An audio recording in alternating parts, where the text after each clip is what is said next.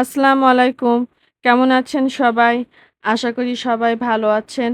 আজকে আমি একটা নতুন রেসিপি নিয়ে এসেছি। বিকেলের নাস্তায় নতুন কিছু ট্রাই করতে মন চাইলে এই রেসিপিটা একদম পারফেক্ট। বাইরে থেকে না কিনে ঘরে খুব সহজ আর ঝটপট বানিয়ে নেওয়া যায় এই জিভে জল আনা বিফ পকেট শর্মা রেসিপি। চলুন তাহলে শুরু করা যাক।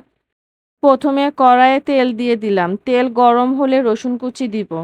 রসুনটা একটু লালচে হয়ে এলে ছোট ছোট কেটে রাখা গরুর মাংস দিয়ে দিব। দিয়ে একটু ভালোভাবে নাড়াচাড়া করে নিব।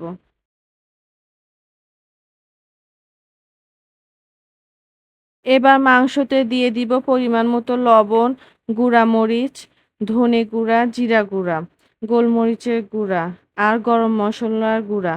সব মসলা দিয়ে মাংসটা ভালোভাবে নেড়ে চেড়ে কষিয়ে নিব। কষানোর এই পর্যায়ে দিয়ে দিচ্ছি আদা রসুন বাটা আর পেঁয়াজ কুচি। এবার সবকিছু একসাথে নেড়েচেড়ে মাংসটা খুব ভালোভাবে কষিয়ে নিব।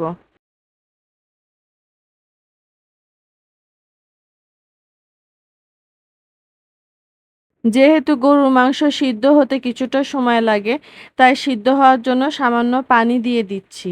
এবার একটু নেড়েচেড়ে দিয়ে দিব সয়া সস।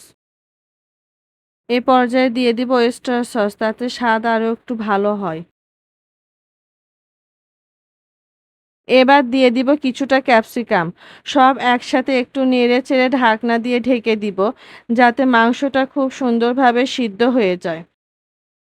মাংসটা সিদ্ধ হয়ে গেছে, এখন চুলা থেকে নামিয়ে রাখবো। পকেট শর্মার ডো তৈরি করতে এখানে নিয়ে নিচ্ছি ময়দা। এর মধ্যে দিয়ে দিব পরিমাণ মতো লবণ, গুঁড়া দুধ, চিনি আর ইস্ট।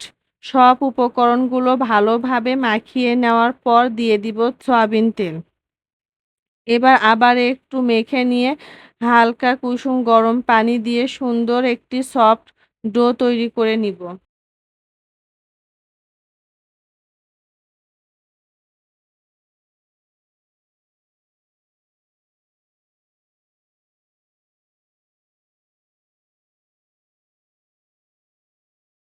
ডো মাখানো হয়ে গেলে উপরে সামান্য তেল মাখিয়ে রেখে দিব। তবে আমি এটি বেশি সময় রাখিনি, যার কারণে ডোটা অতটা ফুলে ওঠেনি।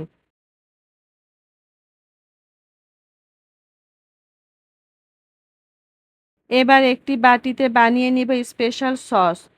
এর জন্য প্রথমে নিচ্ছি মেয়োনেজ, তারপর এর মধ্যে দিয়ে দিব টমেটো সস, গুঁড়া দুধ, গোলমরিচের গুঁড়া, চিনি আর সামান্য সরিষার তেল। সবকিছু একসঙ্গে ভালো করে ফেটিয়ে চমৎকার একটি সস বানিয়ে নিলাম। এবার আগে থেকে রান্না করে রাখা মাংসটা সসের মধ্যে ঢেলে দিয়ে খুব সুন্দরভাবে মাখিয়ে নিব। এবার ডো থেকে একটি বড় রুটি বানিয়ে নিব। এরপর একটি গ্লাসের সাহায্যে কেটে ছোট ছোট করে রুটির শেপ দিয়ে নিব। এবার চুলায় প্যান বসিয়ে দিব। প্যানটা গরম হয়ে গেলে রুটিগুলো দিয়ে দিব। দিয়ে ভালো করে এপিঠ ওপিঠ ভেজে নিব। এবার রুটিগুলোকে মাঝখান দিয়ে পকেটের মতো করে কেটে নিচ্ছি। আর তৈরি করে রাখা সস মাংসের পুরটা পকেটের ভিতর খুব সুন্দর করে ভরে দিলেই তৈরি হয়ে গেল বিফ পকেট শর্মা রেসিপি। খেতে কিন্তু অসম্ভব মজা হয়েছে। আশা করি রেসিপিটি আপনাদের ভালো লেগেছে। এরকম রেসিপি ভিডিও পেতে আমার চ্যানেলটি সাবস্ক্রাইব করুন এবং আমার পেজটি ফলো করুন। আল্লাহ হাফেজ।